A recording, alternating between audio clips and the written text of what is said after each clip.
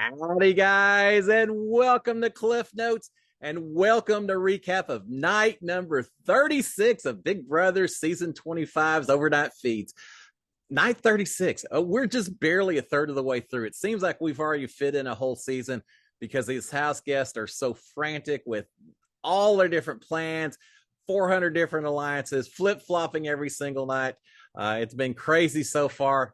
We got over 2 months left to go. This is going to be something else. All right, now, last night we did have a lot of conversations taking place. Not as much flip-flopping. We've had enough of that already. It seems like the house is more or less settled at this point in time on sending Red out the door. The plan originally going into last night was for Cirie and Matt to vote to send Jack home, with the idea that the vote would then be an 8-2 vote. That Jack go home. The plan was for Matt and Cirie to vote to send Jack home. There you go. So that Red would go home, but it would be an 8-2 vote. They would then blame those votes on Corey and America. So again, you can't just have anything straightforward. They got to be a little tricky with it. That was the original plan, but it sounds like as we got into the evening, it's a possibility that plan is shut down because they don't think that Jag would necessarily believe that Corey and America would vote against them. We still heard Izzy and America talk a little bit later about an 8-2 plan, so I'm not really sure. I think at this point in time, tonight's eviction. I absolutely think that Red is going home. The question is going to be whether everyone's on board or it's an 8-2 vote, and do they blame Corey and America? Last I heard, maybe they'll blame Bowie and Cameron instead. So I'm not sure if it's going to be unanimous or not, but it does seem like Jag lives yet another week, at least for now. We've got another 8 hours, so we'll find out. All right, let's talk a little bit about some of the feeds that took place yesterday. We've got Izzy talking to Cirie and Jared. They're already figuring out, they're already past this week. They're already figuring out their final five, which they're suggesting could be Izzy and Cirie and Jared, along with Bowie and Blue. Now, those aren't really two names that I would have thrown out there as getting to the final five. So I think they're thinking that Bowie and Blue are just would be incredibly easy to take out once they got to that point. Very expendable, but that's what they're thinking. A final five of those five. Izzy is worried about Jared being the only guy left once Corey is gone. I think her worry is about winning comps and things like that. So she's a little bit worried about that. That's a long way down the road. All right, we've got Cirie talking to Jared, telling Jared that he needs to talk to Cameron and still see if Cameron still maybe has plans to nominate Cirie and Felicia with a backdoor of Izzy if he was to win HOH. That's been their concern. Obviously, Cameron has not been best friends with Izzy and would certainly want to target her, it seems like, if that's the case. So Cirie's just wanting Jared to figure out if he can see where Cameron's heads at. Jared had a few conversations with Cameron throughout the evening, and we'll talk about those as we go through. All right, we've got Jared looking forward to having 3 comp beasts gone. The idea being Red's going home this week, Cameron next week, and then Jag the following week after that. All 3 considered comp beasts that could easily win these things. Jared is seeing all kinds of opportunities to win all kinds of competitions going forward. If he just eliminates everyone that's the comp threats in the house. Jared's won 1. He may need to get rid of more than just 3 people in order for him to turn into a comp beast. All right, we've got Jared and Izzy talking with each other. Jared is saying that Cirie mentioned that if this was Survivor, the game would already be over, and yet there are 60 days still left in this house. It's just a long haul that people are just now starting to figure out in there, I believe. But Jared is saying that Cirie had said that if it came down to Cirie versus Izzy, that Jared should go with Izzy. Are you buying that? I'm not buying it, but Jared's trying to keep Izzy on board, saying, yeah, if it's Cirie and you, I got my marching orders. I need to go with you, Izzy. That's what I'm going to do. Yeah, we'll see. Izzy is saying that she would worry about being on the block against Jared and Cirie for obvious reasons, right? But Jared is saying, nah, Cirie said that she would be fine going home against either one of us. She's won the traitor. She's comfortable with what she's done in reality TV, and we're like family, you know. And so, yeah, if one of us goes home, or if she goes home over one of us, she's okay with Izzy, with that Izzy. Yeah, you don't need to worry. The three of us, yeah, we're good. You've got a strong place with the three of us. Yeah, I'm not buying that for one minute. All right, we've got Izzy passing on a conversation that she had with Corey, where Corey talked about going far with the four, and I think she's talking about Cirie and Felicia and Izzy and Jared. As I said, Felicia maybe not part of the four, but she's saying Corey would love to go with us four and make it as far as possible. But Izzy is a little bit worried. She says, I'm fine with that. I want to work with Corey, but I'm a little bit worried about Corey having so many conversations and seeming to work so much with some of these fringe players. Well, Corey's a Big Brother player. He knows the game. He's trying to create as many relationships as he can. Izzy, of all people, should not be complaining about someone else trying to create relationships all over the house. She has certainly had a lot of conversations of her own, but she's a little bit worried about that, but is recognizing that Corey sees a potential future working with them. And so that's probably a good sign. All right, we've got Izzy. Now, Izzy's a little bit worried. She talked to Jared about what happens if it's you and me on the block. What does Cirie do and all of that?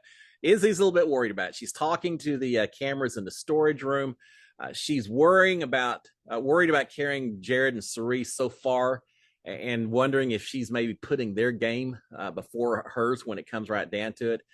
But she's also mentioning that she really needs them in the house right now. And I don't know if that's from a strategy standpoint, from a just friendship standpoint, probably a little bit of both at this point in time. There's a lot of overlap. So she's saying, I understand taking them to the end could be dangerous, but I need them in the house right now. I can't do this thing alone. So she's getting torn. Several of the house guests are, so she's got that. A little bit later, we got several of the house guests have dressed up in their best golf clothing, and they're playing flog, which is golf spelled backwards. I think Red came up with that a few days ago. But it's basically hitting aluminum foil into a food box, a pasta box or something. So they're running around playing like they're playing Masters golf and all that, and just trying to have a little fun.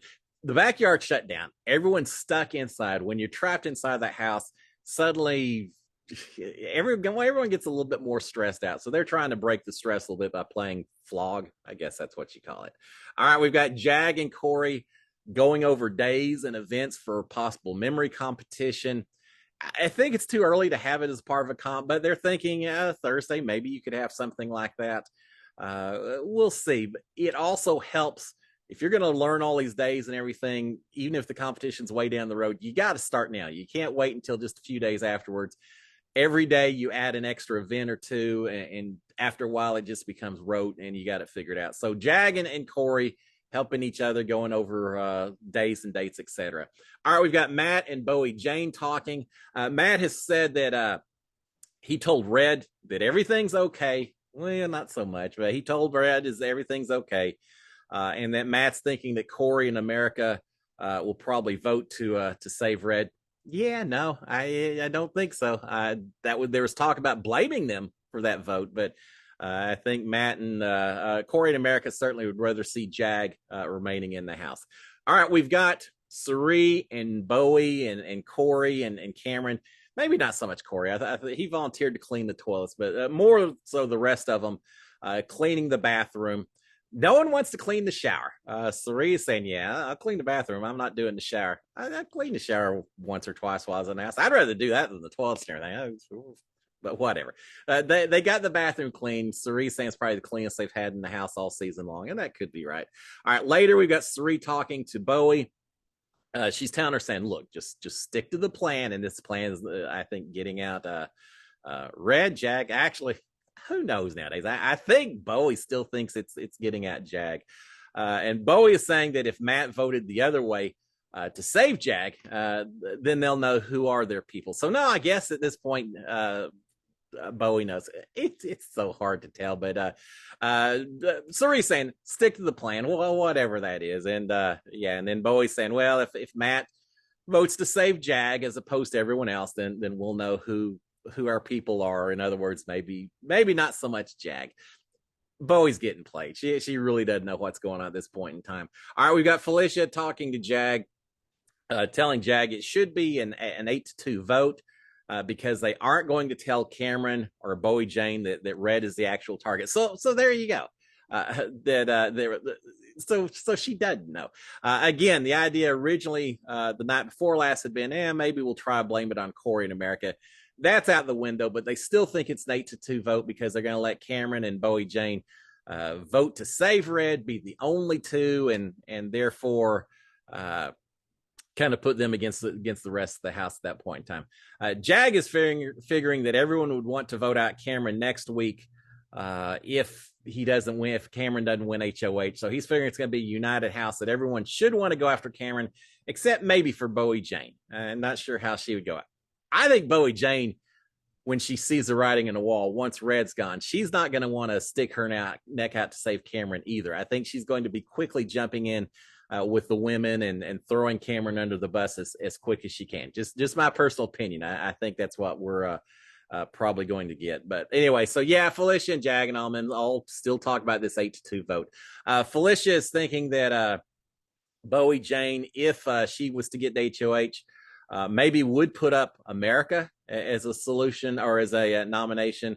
But she's also not sure that Bowie Jane even wants to win this upcoming HOH. I think when Red heads out the door, Bowie Jane may want to win HOH just to protect herself a little bit, because at that point, I think she's going to be worried about who's doing what. But yeah, her putting up America, I possibly could see that happening. All right, we've got Jared talking to Cirie and Felicia, saying that they need to think that Cameron is upset. Let me start over. Jared's telling Cirie and Felicia that they need Cameron to think that Cirie is upset because they don't have the votes to save Red. They're trying to keep all the blood off their hands as much as possible. And basically, the idea at this point in time is to throw Nicole and Matt and the others under the bus by saying, myself, Jared, Cirie, Felicia, we wanted to save Red. Oh, we wanted so hard to save Red, Cameron, but it wasn't up to us. The others decided Red needs to go, and what are we gonna do? So they're trying to make sure that they've got things a little bit soothed over with Cameron for after Red is gone and Cameron's caught a little off target because of that. So they're trying to smooth that out. Jared is worried about Red when he's voted out of the house, that Red's going to blow up the house on the way out, which is a valid concern. Red has already threatened to kind of out Felicia and Cameron as he walks out the door. But Jared's worried that it may not be just Felicia and Cameron, and it could also be himself or Cirie or Izzy as well. So they're a little bit worried about how Red's going to respond to this blindside. All right, we've got We've got Izzy in America spending a lot of time doing manicure stuff. Later, Cirie complained about it to Jared, saying, they spent 13 hours in there doing their nails and everything. So it is being noticed. But Izzy in America, a lot of time doing nails and manicure stuff. But a little game talk at the same time. They're agreeing that they want Red to go home. America says, hallelujah. We're on the same page here, Izzy. They want Red to go home on an 8-2 vote. And again, I think it's Cameron and Bowie not aware of the plan, voting to save Red, everyone else voting against Red, sending him out the door. So they've agreed on that. Izzy is saying that they need to avoid too much one-on-one time together next week because she wants to try to develop this relationship with America, and she doesn't want people noticing it. As a result, well, as I said, Cirie already complained that they spent so much time together. So Cirie pays attention. Don't think that you're going to hang out with someone else for extended periods of time and not be noticed. But it is interesting, not so much just that's America, but that Izzy has spent the day talking about concerns about Jared and Cirie being part of her three. Now she's starting to extend some olive branches to some other people, trying to develop some new relationships. We know Cirie and Felicia have a big old division between them. It's sounding like you could start seeing something between Izzy and Jared and Cirie as well. And that could be really interesting given the information that Izzy has. So again, her and America starting to work together a little bit more than they have before. All right, now let's talk about manicures and everything a little bit more in showman's terms. America gave Corey a manicure and spent a long time talking about how small Corey's hands are and all that. I'm not sure that as a guy, that's what you want to be hearing. But anyway, she said it in a loving manner. But the main thing is they're back on speaking terms. The silent treatment didn't last a little less than 24 hours. They're back on speaking terms, which is probably a good thing. And America does at one point tell Corey, says, yeah, it's kind of grumpy yesterday. I'm not sure that was unwarranted. I'd be a little upset if I was her as well, but she's doing it. And the other thing too, she's upset that Corey is not including her in a lot of decision making and alliance meetings and all that. Corey had told her already that he was going to try to distance himself from her a little bit to try to protect both of them. So maybe some of that's going on. Maybe she's recognized a little bit. The key thing is they are talking again. So I think that's good. All right. We do have continued conversations between them after the manicure. Corey says he's feeling better about their position and saying that he thinks he's set up with Jag, who is now going to stay. But America is saying that she still thinks Jag's a little bit sketchy. Jag still has problems believing everything America says. So she's saying, yeah, well, that's good, but I still think he's a little sketchy. And she's also saying that she thinks, as much as Corey thinks he may be tight with Jag, that she thinks Jag's actually tighter with Blue. So she's still a little bit worried. But then Corey's also saying, even though he does feel safe with Jag, he's still not sure that they truly have Jag. They're aware that Jag's into 7 deadly sins. He's declared loyalty over there and all that. So while Corey doesn't think that Jag would go after him right now, he also doesn't think that Jag's truest loyalties may be to them. So there's some concern from both of them. Corey is saying that if Jag was to win HOH, at that point, they can maybe try to gain Jag's trust by spilling the beans that they know that he's part of the 7 deadly sins group. Tell them everything they know about Cirie and Izzy and anything else they can do. I think he uses the term an information dump. They're just going to come clean with Jag about everything so that they're protected. It's a dangerous game. It may buy you protection from 1 week, but it may also create a whole lot of enemies on the other side. We'll see if that happens or not. All right, they're talking about their alliances. Corey is acknowledging what we as viewers know, that all of them are basically fake alliance, convenience alliances only, and that's it. He's thinking that of all of the alliances, For Real is probably the most legitimate of all of them. And he's telling America, saying, yeah, that For Real alliance, it's probably the reason that you're not on the block this week, that as a pawn, because that group wanted to protect you since you and I are in there. So yeah, maybe there's something to that particular alliance. And I guess probably of all of them, that one maybe is the most legit. America's a little bit worried though, because Mecole is in that For Real alliance with her. And she says, but even though we're in an alliance together, she said, Mecole rarely, if ever, talks game with me. And I just don't feel like I'm on good terms with Mecole whatsoever. All right, we've got Corey talking to America. Well, more conversations. He's asking Corey. Corey is asking America if let's talk about their lines. Oh, here you go. So many notes from us. Corey's asking America, says, do you think I've got a final 2 with Izzy? Because they've been talking and all that. Just kind of poking America, just seeing what her thinking is. And America says, well, I'm not sure if you got a final 2 or not. She said, you may just have a few people out there. You're just waiting to see how the votes go. Decide who you want to go to the end with, keeping your options open and all that. So I don't know. Do you have a final 2 with Izzy? And he says, no. It says Izzy is just a side alliance, an additional add-on type thing. So he's kind of discounting that. But yeah, I thought it was interesting that he would ask her, do you think I got a final 2? Yeah, he said, nah, don't take it too seriously. Just because I'm talking to her, it's just part of the game. All right, we've got Mecole talking to Red. And later Cirie complains, says, why is it Red took 36 days before he decided to talk game with Mecole? But they are talking game at this point, and Mecole screws it up a little bit because Red asked Mecole, said, hey, if you won HOH, who would you put up? Who would you nominate? And she says, well, I don't know. I guess maybe America and Corey and maybe Jag. America and Corey? Yeah, Red's fine with that.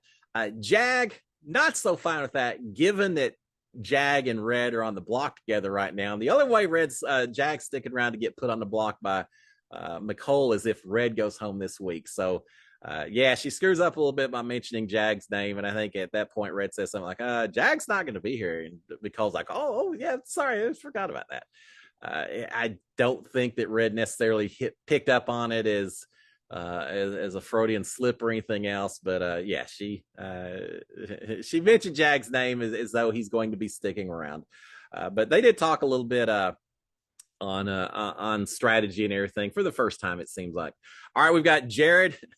Talk about screwing up. Jared's still tempting fate and the secret of his relationship with his mom, Cirie, a little bit.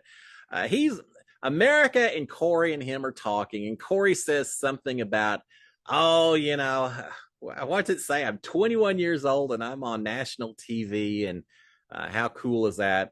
Well, Jared can't stand to not one up someone when someone makes a statement like that. So he says, "Yeah, you're 21 and you're on national TV, but hey, I was 18 and I was on national TV." And he's talking about when Cirie was on Survivor and Jared showed up on the family visit. Now, Corey playing the game of Big Brother on TV 24/7 for 100 days or however long he stays in there. I think the significance of that is a little bit more than Jared showing up for 5 minutes on one episode of Survivor, but whatever. The key is that Jared spilled yet more information about how he is kind of somebody on national TV in order to one up Corey. Will they put the pieces together? Now, not based just on this, but you keep throwing information out, people are going to start wondering what your background is, Jared, that you keep hinting at. So yeah, Jared just couldn't stand not pointing that out. All right, we've got Cirie and Jared checking in with each other. Jared maybe not telling Cirie about talking about being on national TV and all that, but they did talk about other things. Jared is warning Cirie that Izzy is starting to talk about all kinds of final situations with them. He's talking about the conversation she had about, if it was me and you, what would Cirie do? And what would I do and all that? And we've seen her talking to America and also Jared is warning Cirie about this, that Izzy's eyes are starting to wander, to stray, so to speak. And Cirie kind of just vents at that point, blows off a little steam, griping about Izzy. She's saying, look, I wake up first thing in the morning, Izzy's there. Izzy's actually woken Cirie up a few times to have early morning meetings. She says, from the time I wake up to the time I go to bed, Izzy is always there, always wanting to talk strategy all day long. She's upset because Izzy got upset because Izzy was trying to use M&Ms to illustrate all these different scenarios of what could happen going forward. And then Izzy got upset because Cirie walked off before she was finished with her discussion, and Cirie saying, I already saw those dang M&Ms earlier. Why do I need to stick around for it again? She's just driving me bonkers. She's driving me up the wall. So yeah, Cirie's not so comfortable with Izzy's 24/7 talking game all the time. I get it, Cirie. I certainly do get it. It can be tiring when that happens. So she's a little upset. She's venting as well. We got a little bit later, Cirie and Izzy and Matt and Jag and Blue. I think I was trying to watch them all there in the HOH room. So basically the 7 deadly sins minus Felicia and Jared. They're all up in the HOH room watching the monitors, and apparently they noticed that Bowie Jane was trying to eavesdrop in the comic room, that she had her ear up against the door, and so they're complaining about Bowie Jane a little bit at that point in time. And so we do have that. They're watching Bowie Jane. No one's feeling real trustful of her. All right, so later a lot of them go over to the Have Not room. We'll talk about that in a second. But before we do, let's talk about this. Jared goes downstairs. Once a lot of them take off for the Have Not room, Jared heads downstairs to talk to Cameron, who's already in bed in the scary room. And Jared, this is part of a plan with Cirie. Jared is telling Felicia, said, look, Felicia just said that they need to flip the vote and send out Red because Felicia doesn't think that we can trust Red. And so Felicia is driving the charge, leading the charge to flip on Red. And now we're panicking a little bit. Jared's saying that he still wants Jag out. He's saying, I haven't changed. I want Jag out, but I'm a little bit worried about Felicia here. And he said Cirie is very upset with Felicia right now because Cirie wants to keep Jag, and suddenly now Felicia is changing it, or Cirie wants to keep Red, and now Felicia's trying to flip it on us. We're not sure if we're going to be able to have the votes, and basically Felicia's doing all this. It's Felicia that's taking this flip back to saving Red and getting Jag out. To flipping to get out Red and save Jag. So they're throwing Felicia under the bus at this point in time. And again, this is all part of a plan hatched by Jared and Cirie to make Cameron think that they really wanted to save Red. It wasn't their fault he went home. It was all Felicia's fault. All right. I mentioned that some of them kind of escaped the have not room. They were worried when they saw Bowie Jane eavesdropping. I think the concern was that Bowie Jane was going to come up to the HOH room and try to hang out, and they want to have a conversation before she does that. So several of them, I think if Cirie and Matt and Jag end up going to the have not room to talk, and they're saying that after Red is voted out tonight, they're going to claim that there were no plans to vote out Red. It was always going to be to vote out Jag, but just this morning, they woke up this morning and learned that the votes had flipped against Red. Well, we're just innocent folks standing around finding out that suddenly everything is flipped. So they're going to claim that it just suddenly came up this morning. They realized that people were starting to flip the other way, and that they've started panicking when they realized that maybe they weren't going to be voting with the House.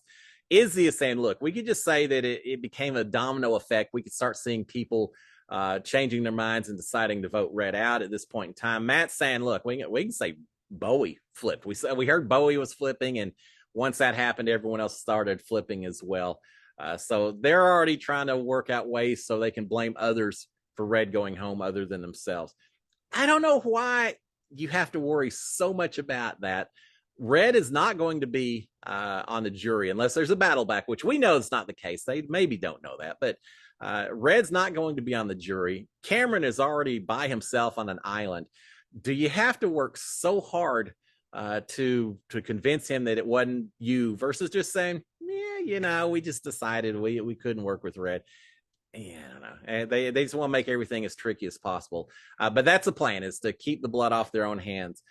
So we've got that. Now, there was a little bit of a shock at one point because Cirie is taking a back when Izzy says that, maybe I'll just come clean to Red and say, yeah, I was never really with Legends 25 to start with. It is what it is.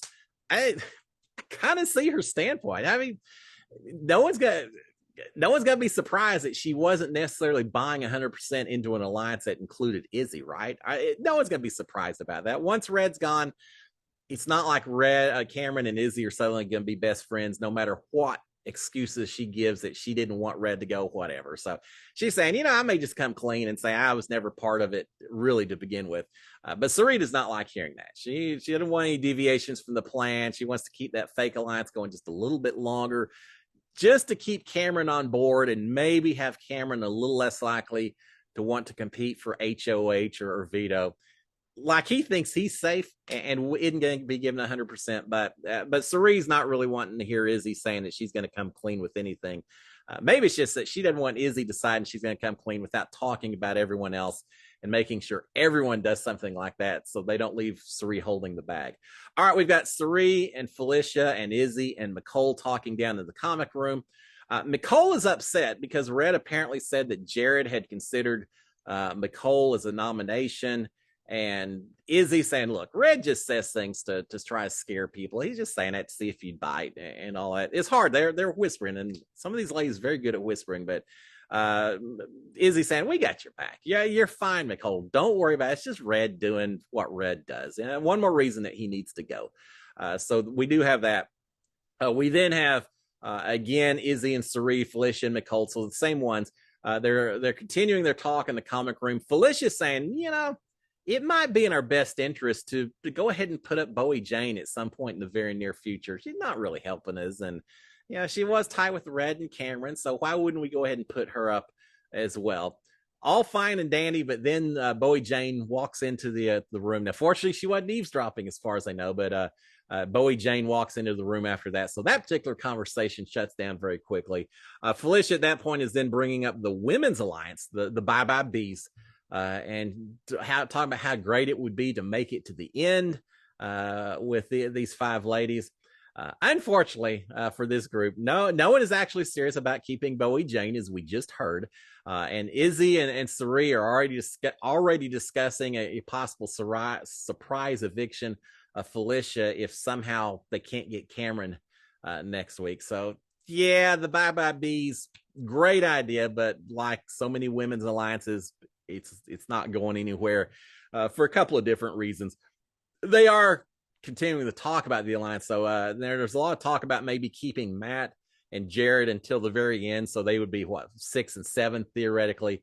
Keep the 2 of them around to help the Bye Bye Bees win competitions and all that. So yeah, yet another alliance. It's not going anywhere. I don't think Cirie wants to cut Jared at final 6 or final 7. He'll be with her to the end, unless she finds out some of the beans he's been spilling, and then we'll see.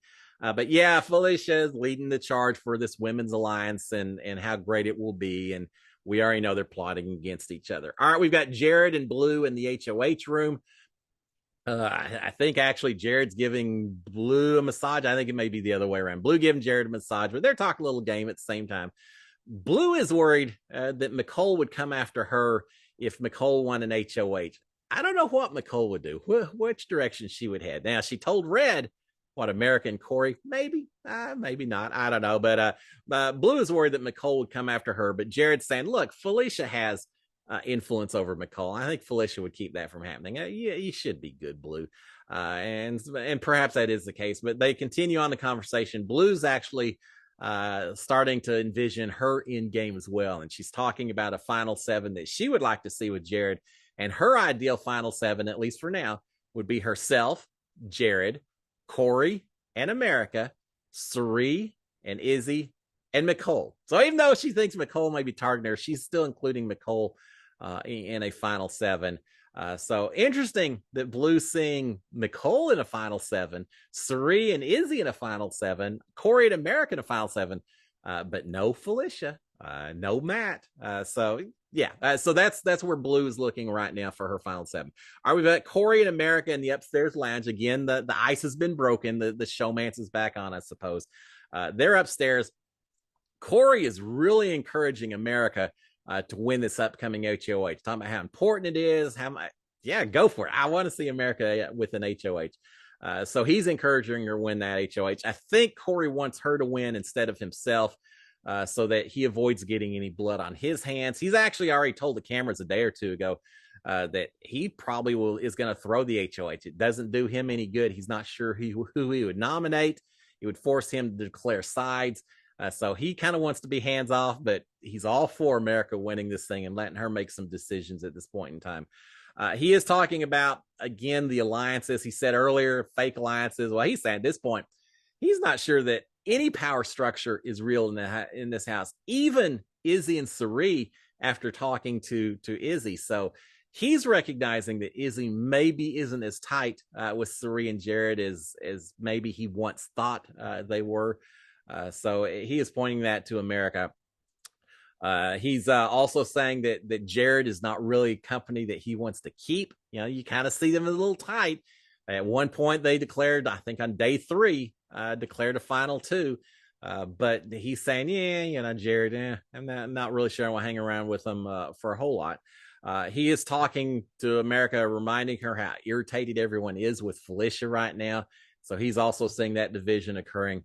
And he's also talking about the fact that he's really helping drive that wedge by every time Felicia tells him anything, he's going back to Izzy and Cirie and telling them just so they're aware that Felicia is talking to other people and just making that division even bigger. I love it. Good for you, Corey. I tried to do the same thing between Mickey and Christy when I was in the house, and it works. You start letting people think they can't trust other people to hold secrets, and amazing how quickly they fall apart. And we know Cirie's already upset with Felicia, saying she can't keep her mouth closed. So Corey just helping drive home that point every chance he gets.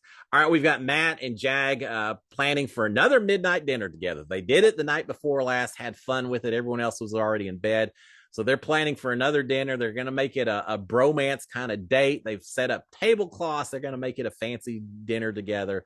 But Nicole has learned that they're going to do this. She also learned that the night before they ate some of the food that she had set aside that she's planning to eat later. Well, they found it, they ate it. And so Nicole's giving them a hard time, jokingly. It's not there. She's not upset, but she's giving them a hard time. I don't think she's really upset. Maybe a little irritated they ate her food, but she's giving them a hard time saying, you don't be eating my food tonight. We're going to change that. And so she's trying to hide her food in storage room refrigerator and doing everything possible. And they're laughing about it. And sure enough, she's warned them to leave her food alone. And sure enough, as soon as they get a chance, they're going to prank her.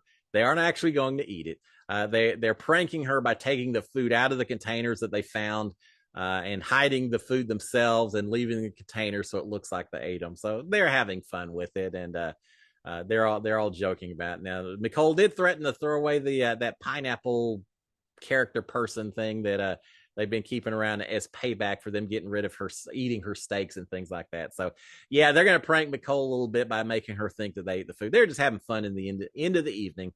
All right, finally, let's finish this thing up. Cory and America back on very good terms. They're sharing a bed together.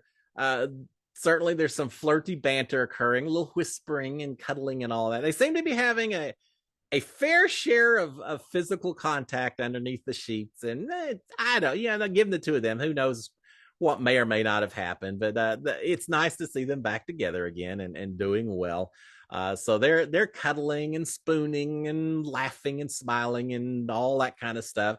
All while you have Felicia snores providing the background romantic noise and background soundtrack. So when Felicia's ready to go to bed, she goes to bed.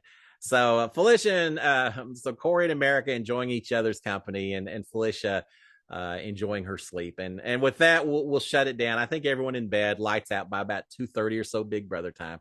So not a crazy night. They shut it down at a decent hour because they do know they've got an HOH competition tonight.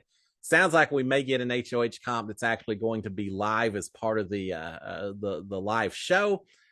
Which means it'll be short and sweet, question and answer something. I don't know what kind of we'll get tonight, but I'm looking forward to it. As far as tonight's episode, yeah, I think Red's going home. I don't see salvation, but given this season, who knows? But Red should be going home. The big question will be, is it going to be unanimous like every house vote's been so far, or are we going to see a couple of not even rogue? Well, it could be rogue votes, a couple of hinky votes, or people just not filling Red and Cameron on. So it may not be a unanimous vote. We'll see who gets blamed for those votes after it happens. And certainly whoever wins HOH is going to be a huge determinant on how this season goes going forward. So there you have it, guys. I'm excited for tonight. Y'all have a fantastic Thursday. I'll be back tomorrow morning to tell you hopefully about the HOH winner, and we'll talk all about what that's going to do. But hey, if someone wins HOH tonight, they'll probably have figured out by midnight who they're going to boot out next week, because no one waits around for anything on here. So have a great Thursday. I'll be back tomorrow morning to talk about that. Until then, SKD 143. Cheers, my friends. Bye.